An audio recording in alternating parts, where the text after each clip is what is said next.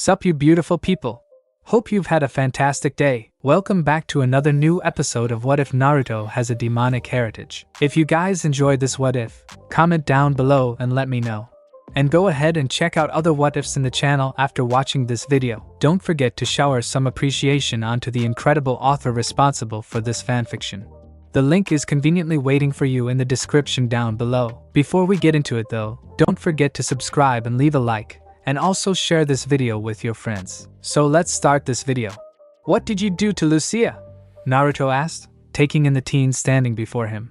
Besides the exact likeness of Yamato at his side, he also wore a set of clawed gauntlets and greaves that were black with glowing white highlights. Like them? Kabuto asked, noticing his stare.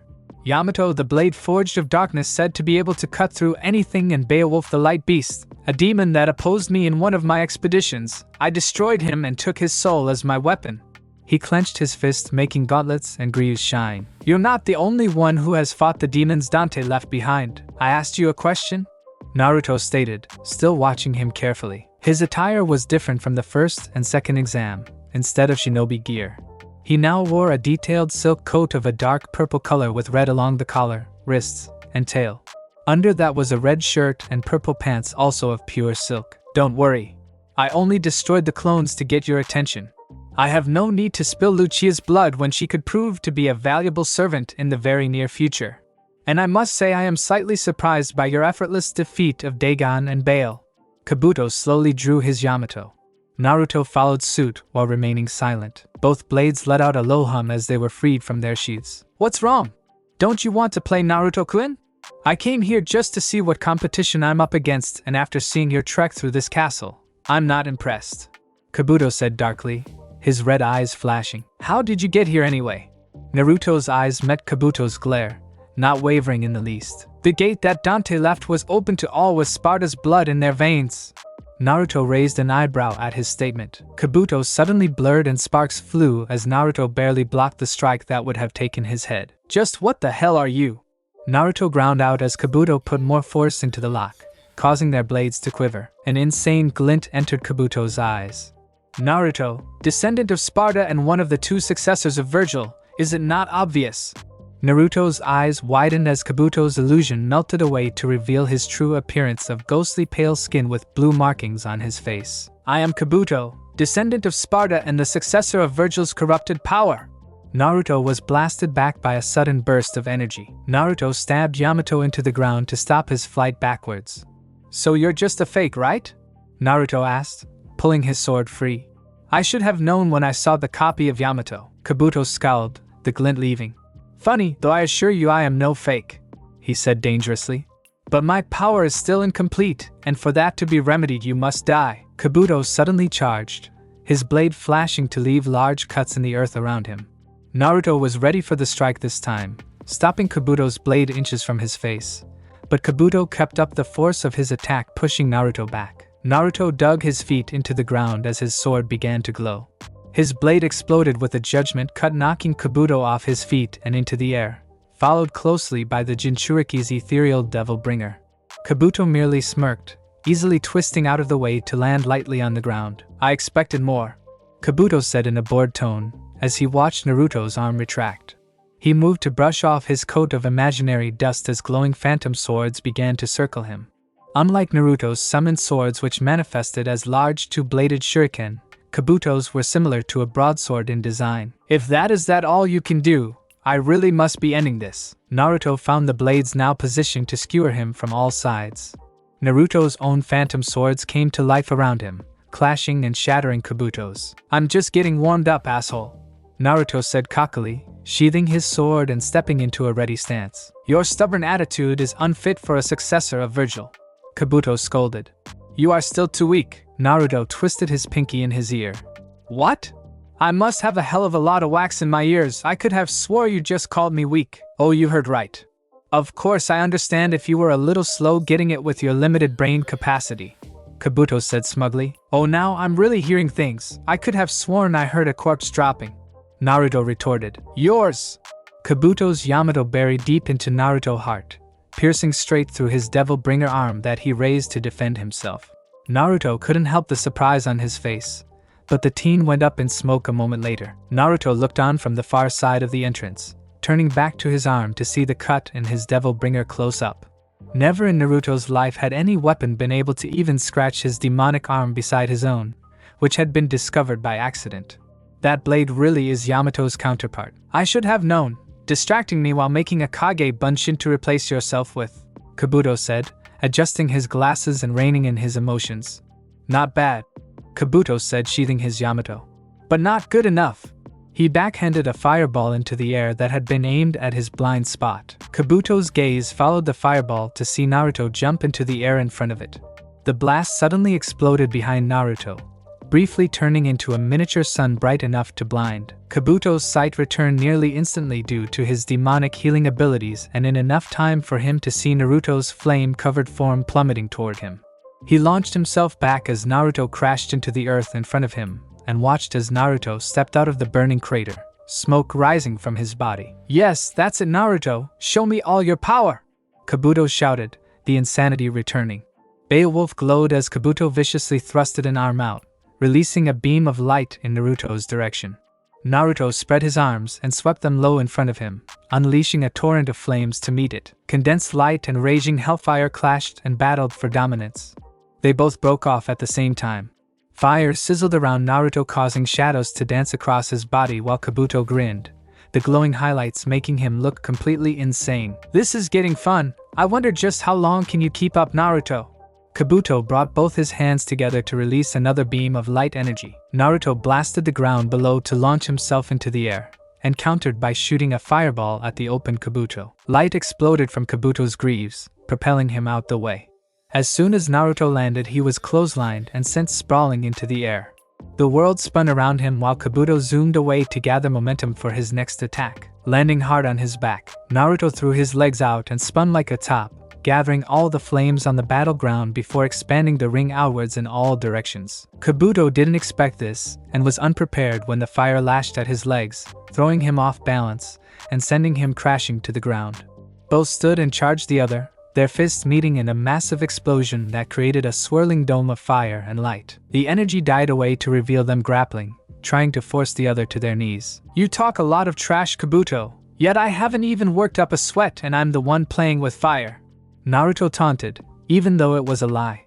The exhaustion was getting to him, obvious by the labored breathing and heavy sweating. You are nothing compared to me, Kabuto said, forcing Naruto to a knee.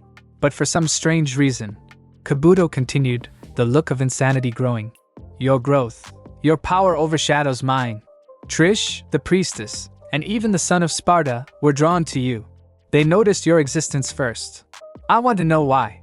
Show me why. Kabuto suddenly shifted into his devil form. Before Naruto could raise any defense, he was thrown into the air and pummeled mercilessly. Blow after blow rained down on him from every direction, causing Ifrit to revert back into Yamato, and even the legendary blade was lost as he was thrown around like a ragdoll. One final strike sent him crashing into the side of the Colosseum, burying him in concrete. Naruto's devil bringer was barely visible, peeking out of the mound of debris. The Jinchuriki pushed the rubble off, his demonic abilities struggling to knit his broken bones back together and heal his damaged organs. The numerous bloody gashes were ignored by his demonic instinct so that it could focus on the worst damage, on surviving. Ouch, Naruto thought as he dragged himself out and staggered to his feet. A new Kabuto appeared before him, grabbing him in a chokehold and lifting him off his feet with one hand. Beowulf was fully corrupted and took the form of dark greenish knight armor but retained its glowing highlights. Yamato was now a large black Zweihander that glowed with a dark unholy light in his hand. The demonic knight stood at about the same height as his Ifrit devil form, if not taller. Naruto coughed up blood. Damn, Kabuto, nice armor, now strike a pose. The grip tightened and Naruto managed to smile even as blood dribbled from his mouth. Kabuto shifted back to his human form, dropping the younger teen to the ground. You still mock me even on the brink of death? I've had worse than this. Naruto spat defiantly. I want to crush you at your strongest. Reveal your devil form.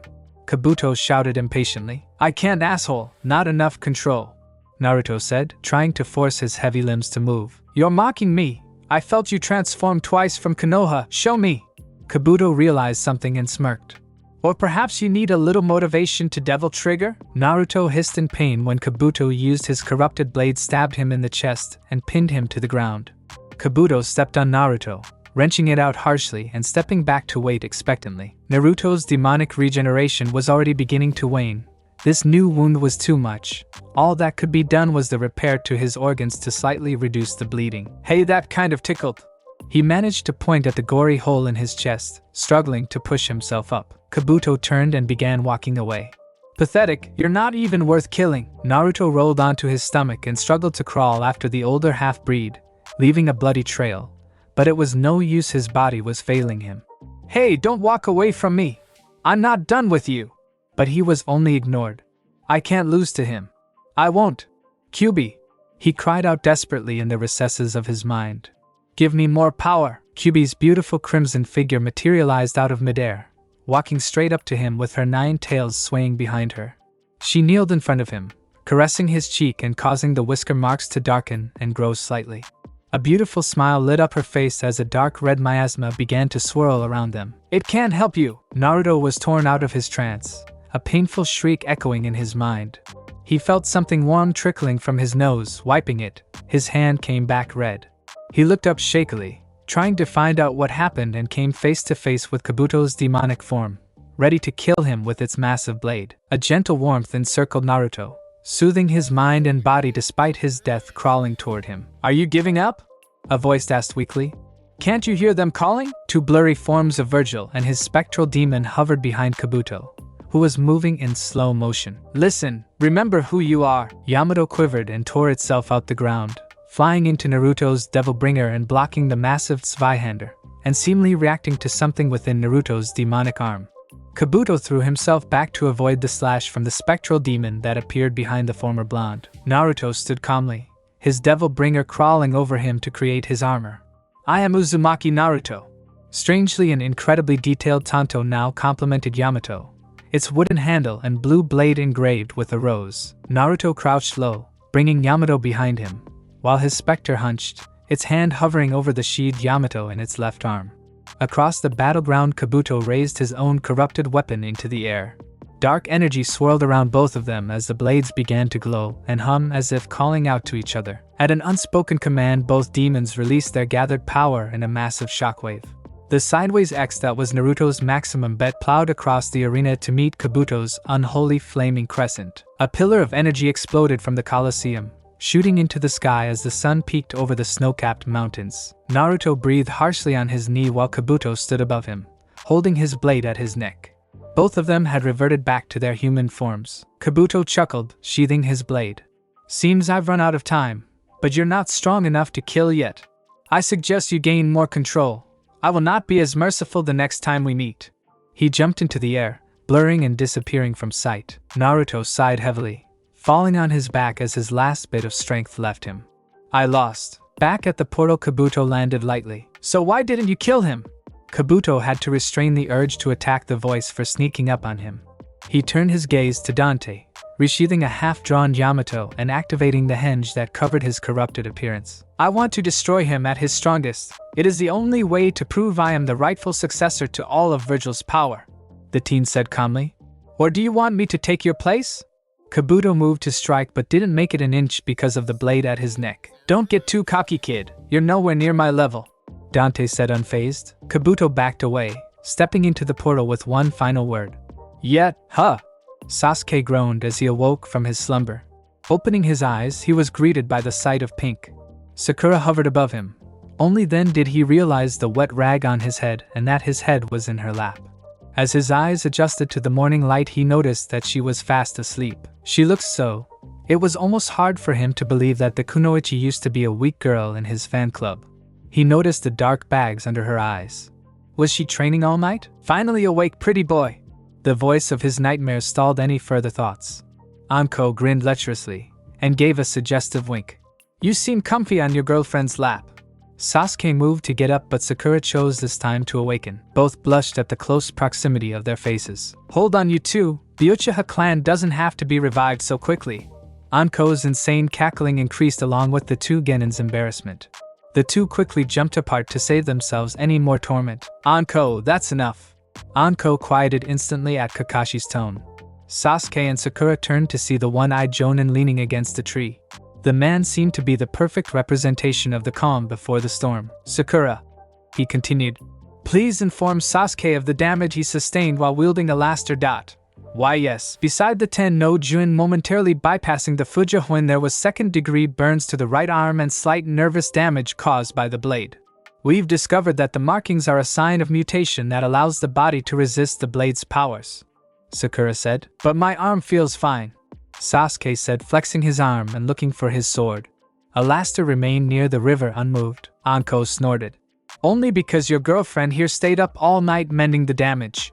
It was a good test for her to use the Shosen no Jutsu. It also allowed deeper analysis of the Ten no Jun and Alaster and how they react to each other. A mass of metal hit the ground in front of Sasuke, who had went to retrieve his sword during Anko's statement. What's this supposed to be? Sasuke asked, slipping Alaster back into its sheath. The unease faded with the familiar weight on his back. When it had become so familiar he didn't know. Kakashi closed the distance between them in an instant, a cold eye glaring down at the Uchiha. Sasuke unconsciously activated his Sharingan at the hostility his sensei displayed, meeting his eye stubbornly. We are going to train your speed and taijutsu. Those are the weights you'll be wearing. As of now you are not to so much as touch that sword's hilt unless I allow it. Am I making myself perfectly clear? Sakura was sure that if Kakashi's Sharingan would have been uncovered it would have been spinning furiously. Sasuke kept eye contact, his pride preventing him from backing down. No! The boy shouted heatedly. I need Alaster sensei. Kakashi abruptly spun on his heel and walked a few feet away. He reached up and pulled his headband off, throwing it to Anko. The woman caught it and jumped away, dragging Sakura with her. Kakashi turned to face the Uchiha as a single scroll and kunai slipped into his hands. What's happening, Anko-sensei? The pink-haired girl asked from their position a good distance away. They were close enough for them to see and hear, but far enough so they would not be caught in any attacks. Anko remained silent for a moment. A lesson. Whatever happens, do not move from this spot unless I say so, or you'll be next. The statement did nothing to ease Sakura's nerves. Kakashi nicked his finger on the blade, smeared on the paper, and with a puff of smoke a short tanto flew into the air. Kakashi skillfully caught the blade. Very well. If you think you can defy my orders, then you must think you can defeat me. Sasuke moved into a stance and reached for his blade, stubborn pride going against common sense. The man closed his eyes and continued. I'm warning you now, if you touch that blade's hilt, I will not hold back. Sasuke watched in awe and horror as Kakashi's Sharingan eye opened wide and a pure white aura flooded off of him. The man's red eye spun wildly, the three tomos shifting into a pinwheel shape. The Mangekyo! But how? Sasuke managed to stutter out in a faint whisper. It's like staring into the sun. Sasuke stopped the flow of chakra to his Sharingan to prevent being blinded. The overwhelming killing intent attacked his mind mercilessly, pushing him down to his hands and knees. Kakashi's Mangekyo seemed to pulse. Let me show you, Tsukuyami. Thousand of images and feelings. Flash in Uchiha, a sense of deep gratitude. Flash in Inuzuka, a longing sense of love. Flash in Naruto, with a feeling of respect with the image. But each one also had another emotion accompany them, overwhelming guilt. More images came but were too faint and left too quickly to accurately describe them, almost as if one was deciding just what it wanted to show him, and how much of it. The images increased and intensified, but they were still flying by his mind's eye too fast for him to make sense of any of them. My father, the only family I had, died. I was alone. Kakashi's voice echoed around him. Sasuke finally regained his wits to find a man before him who had taken his own life. The illusion that was Tsukuyami made the scene flawless. The matted floor under him was soaked and stained red with the man's blood. I hated him for giving up on life and killing himself. I labeled him a disgrace and a failure. As a result, I followed the ninja code perfectly, striving to be the opposite of what he was. I became the perfect ninja and threw my emotions away. I lost my heart. Sasuke was now standing before three others. They were looking back at him as if waiting for him to catch up. But then, without even realizing it, I found friends, family, and my heart. The man Sasuke thought was Naruto at first spoke, and Sasuke finally recognized him as the fourth Hokage. His voice was strong, filled with hidden power, but also had a happy, carefree tone to it. Of course, the rules and regulations are important, but that is not all there is to it. You must also be able to adapt and cope with a situation. The man's image melded into the Uchiha, I had to show the way to an old woman carrying luggage. Then finally the girl who was actually not an Inuzuka as he had thought before. It's pretty much healed now, but if you overdo it the wounds will reopen. They helped me realize how much of a fool I had been. The girl disappeared, leaving the same Uchiha in her place. He looked furious. We have to rescue Rin. She is more important than the mission. I was going to sacrifice the girl that saved my life on multiple occasions to finish a mission. I was not going to put my team over my mission, not like my father. I refused to be a failure, trash. But then my views were changed. I believe that the White Fang is a true hero. Of course those who break the rule are trash, but those who don't care about their companions are worse than trash. I was not going to abandon them. I went back. My father was not a failure, and neither was I. That day I gained my Sharingan eye, Obito's eye, and lost Obito himself, my best friend. As Kakashi narrated, Sasuke watched the events unfold before him. He suddenly felt a pull. He could feel the rapid movement of his body, and heard himself shout something. Obito, behind you! A sharp pain came from his left eye. He watched as Obito saved him by unlocking his Sharingan. Flash. The scene shifted to him releasing Rin from a genjutsu. Right. But we need to get out of here fast. He heard himself say in Kakashi's young voice. Rocks descended upon them due to the enemy's jutsu. The ninja Sasuke thought was killed had only been wounded. A rock hit his blind spot, throwing him off balance and to the ground. The world moved as he was flung out of the way before the world went black for a moment. Sasuke was watching from afar once more. Obito's body was half crushed by rubble. He tried to turn away, but the scene was everywhere. Hey Kakashi, you know I was the only one who didn't give you a present for your promotion to Jonin. I was wondering what would be good. I got it. How about this eye of mine? Rin dried her tears and Kakashi watched Obito hold on to life valiantly. I'm going to die, he continued in a weak tone. But what kind of friend would I be just leaving you guys behind like this? The scene faded, but Obito's voice continued, even in the vast void he was in. I'll be your eye, and from now on I will see the future. Protect Rin. For a moment Sasuke could see rubble falling toward Obito's body before the world went dark again. Seeing death of an Uchiha brought back so many buried memories. Stop, I've seen enough, he shouted. I don't want to know anymore. No, you need to see the price of the Mangekyo. Sasuke looked down at a mangled Rin. He absently noticed the A and B uniforms they were both wearing. Sir, we're losing her, the medic at his side said sadly. Stay with me, Rin! He heard himself shout desperately. Further off he heard someone shout.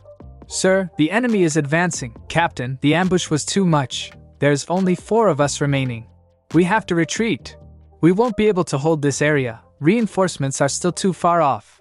This mission was nothing but a trap, another said, the stress surely getting to him. Rin caressed his cheek gently. Kakashi, I wanted to tell you, I'm pregnant. She started to cry, her eyes already turning glossy.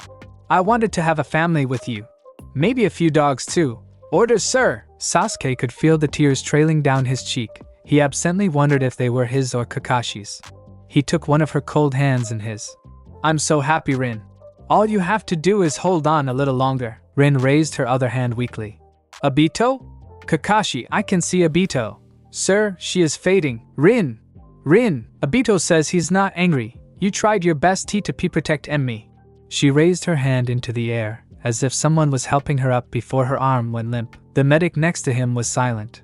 Sasuke caressed her cheek as if it would bring her back to life, ignoring the burning from his left eye. Sir, we need to retreat. Sasuke's body moved on its own. He couldn't see what he was reaching for. His eyes were locked on Rin, but he felt the rough paper. A coppery taste filled his mouth and a plume of smoke followed. What, I thought that blade was broken, came a hushed whisper. Sasuke picked himself up. Fall back. Intercept our backup. Take her body with you. But Sir Dash, that is an order. His gaze locked on them, freezing them with fear. He caught his reflection in his pure white blade. A new Sharingan stared back at him. The 3 tomos were replaced by a pinwheel that seemed to be made of 3 sides. His team backed away slowly as a bright white flame ignited around him. Did I stutter? He asked dangerously. The team fled. But the medic still stood next to him, paralyzed with fear. Get going! And if anything happens to her body, I make you regret being born. That was enough to free her from her paralysis. With a single blink the scene changed. Dead bodies laid strewn across the landscape. This way! We holy shit! The sun rose shadowing Kakashi and the mound of bodies he stood on. He held a man by the throat. The sound of a twig snapping made the man focus on the NBU. The man suddenly started screaming when he was released from Kakashi's gaze, but, with a loud snap, was silenced.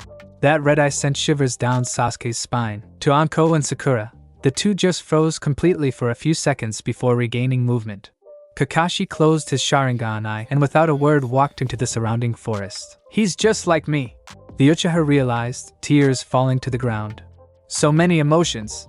Watch the idiot Sakura. There is something I have to discuss with Kakashi. Anko disappeared into the foliage, surely on their sensei's trail. Sakura approached the boy carefully. Ever since the academy, she had looked up to him because of his looks, skills, and his cool attitude. It was definitely his cool attitude that she looked up to most of all. He never seemed to let anything that happened or that was said faze him. To her, who was picked on because of her forehead, it was so impressive, and it was why she may have developed her crush on him. Sasuke? Kakashi stared at the reforged Fang before sighing as the drain in his chakra reserves hit him. He chose to only use the Mangekyo if left with no other alternative, but Sasuke needed to see the consequences, the price of power, and for that to happen Kakashi needed the sword, the boost of chakra it gave him. He didn't know if he could pull off Tsukuyomi without it.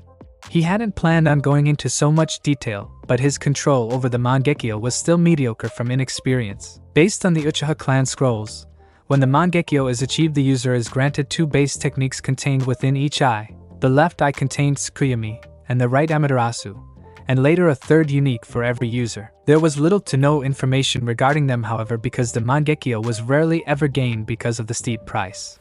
He had yet to discover any techniques besides the illusion, Tsukuyomi. Strangely, the Mangekyo was also supposed to deteriorate the eyesight, but Kakashi had yet to experience the ill effects, likely due to the special circumstances he gained his eye. Kakashi! Anko landed on the branch near the Kapinin. What the fuck were you thinking? The kid was hospitalized by that jutsu. She practically lunged at him, grabbing him by the throat and pushing him against the tree. Anko found their position suddenly reversed. She was now trapped against the tree while Kakashi held his chakra blade by her neck.